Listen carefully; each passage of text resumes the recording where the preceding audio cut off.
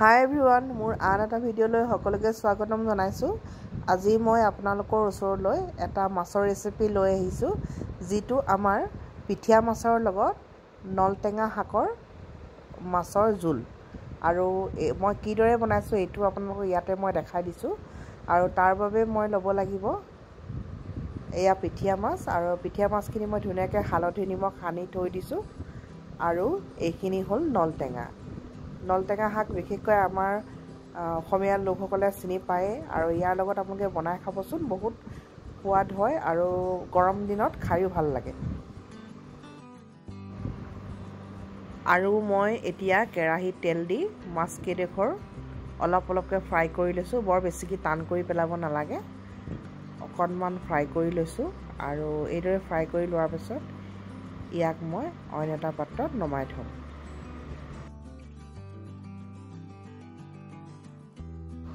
এতিয়া মই কেৰাহীত সৰিয়হ আৰু মেথি দানা কেইটামান তেলত ফোৰণ দি দিলোঁ, আৰু এইখিনি ভালদৰে লৰাই দিলোঁ, আৰু নহৰু আদা অলপ খুন্দি লৈ তাতে পেলাই দিলোঁ।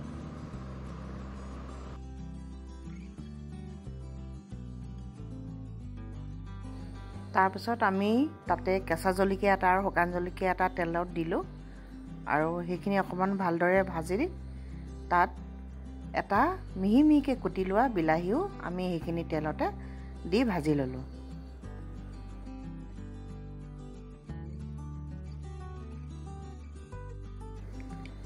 এতিয়া আমি তাত হালধি 1 চামুচ, নিমখ 1 চামুচ, আৰু সেইখিনি ভালদৰে বিলাহীৰ লগত ভাজি ল'ব লাগিব। আৰু এইদৰে কিছু সময় ভজাৰ পিছত আমি মিহিকৈ কুটি লোৱা নলটেঙাখিনি কেৰাহীত দিম।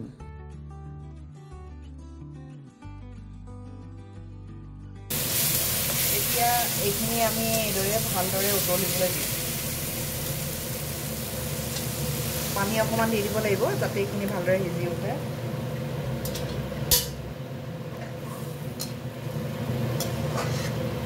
এইখিনি উতলি লোৱাৰ পাছত, শুকাই যোৱাৰ পাছত আমি আকৌ এইখিনি উতলাই ইয়াত মাছখিনি দি আকৌ এবাৰ উতলাব লাগিব।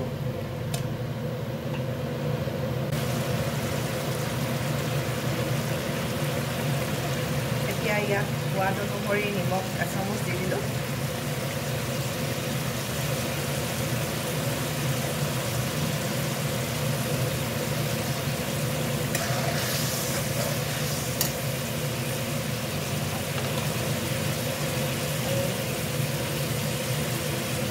যিহেতু মই ইয়াত আলু বইল 3টা কৰি লৈছোঁ, আৰু এই আলু বইলকেইটাও আমি ইয়াত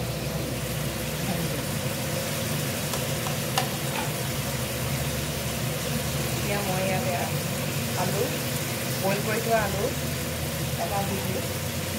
তেতিয়া আঞ্জাখিনি ঘন হৈ আহিব আৰু খাবলৈও ভাল লাগিব।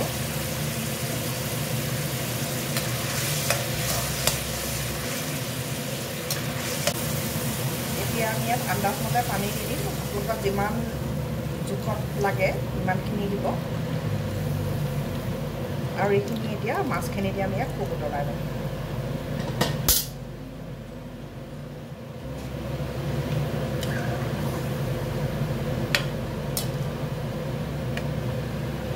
এতিয়া এইখিনি কাঢ়িতে আমি ফ্ৰাই কৰি থোৱা মাছকেইডোখৰ দি ল'ম।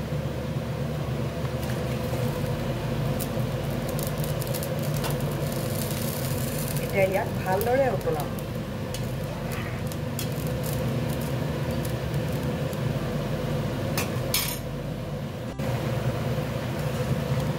এইদৰে মই ফিছ কাৰীখিনি বনাইছোঁ, আৰু দেখিছেনে কিমান সুন্দৰভাৱে উতলিছে। আৰু যিমান উতলিব সিমানেই খাবলৈ বৰ সোৱাদ লাগিব।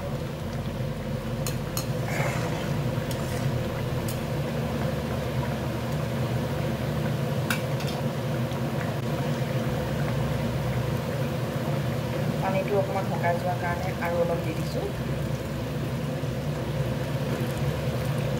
মাছৰ টেঙাৰ জোল যেতিয়া অকণমান জেলেঙা হ'লে ভাল লাগে, পাতল জাতীয় হ'লে।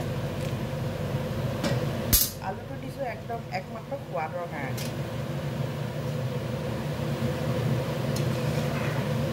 এইখিনি আমি আৰু অলপ 15-20 মিনিটমান উতলোৱাৰ পিছত ইয়াক আমি নমাই থওঁ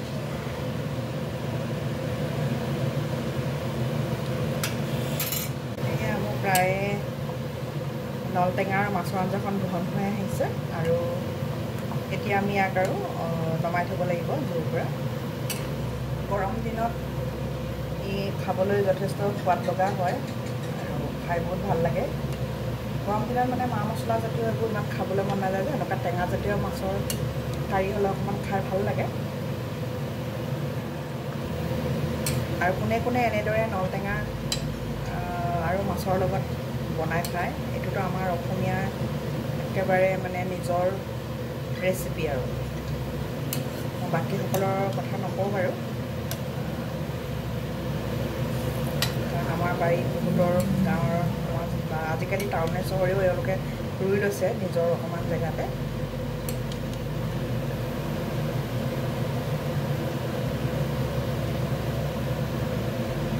আপোনালোকে এনেদৰে খোৱাসকলক খোৱা নাই নোখোৱাসকলে এনেকৈ বনাই খাবচোন গৰম দিনত কিমান তৃপ্তি পাব ভাত সাজৰ দুপৰীয়া ভাত সাজৰ লগত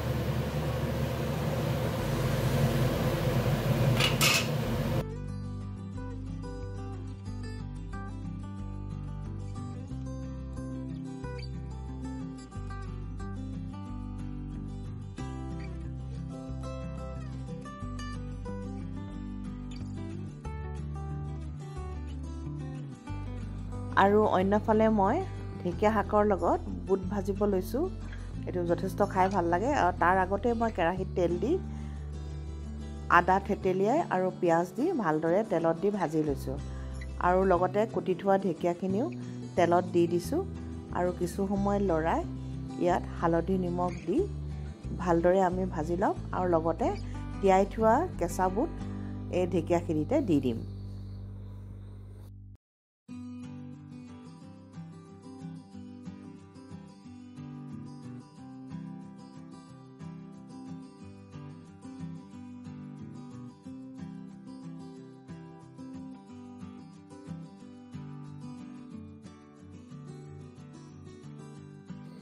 আৰু লগতে আলু এটা মিহি মিহিকৈ কুটি লোৱা ঢেকীয়া শাকতে দি দিছোঁ আৰু গোটেই সামগ্ৰীখিনি আমি এতিয়া ভালদৰে মিহলাই ভাজি ল'ম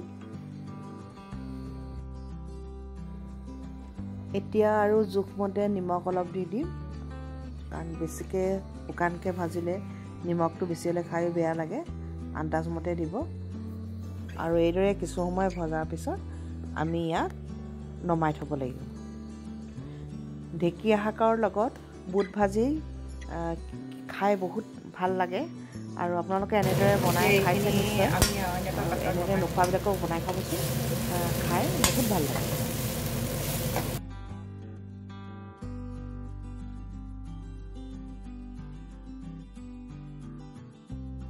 তেনেহ'লে মোৰ আজিৰ ৰেচিপিটো আপোনালোকে কেনেকুৱা পালে জনাব আৰু এই সুন্দৰ ৰেচিপিটো মোৰ নলটেঙা আৰু মাছৰ ফিছ কাৰীটো যথেষ্ট ভাল লাগিছে আৰু ঢেকীয়া শাকৰ বুট ভাজিখনো আপোনালোকে নিশ্চয় ভালেই পাইছে আৰু এই ৰেচিপিটো যদি আপোনালোকে ভাল পাইছে প্লিজ লাইক শ্বেয়াৰ কমেণ্ট আৰু ছাবস্ক্ৰাইব কৰিব আৰু সদায় মই আপোনালোকলৈ নতুন নতুন ৰেচিপি লৈ আনিবলৈ উৎসাহ দিব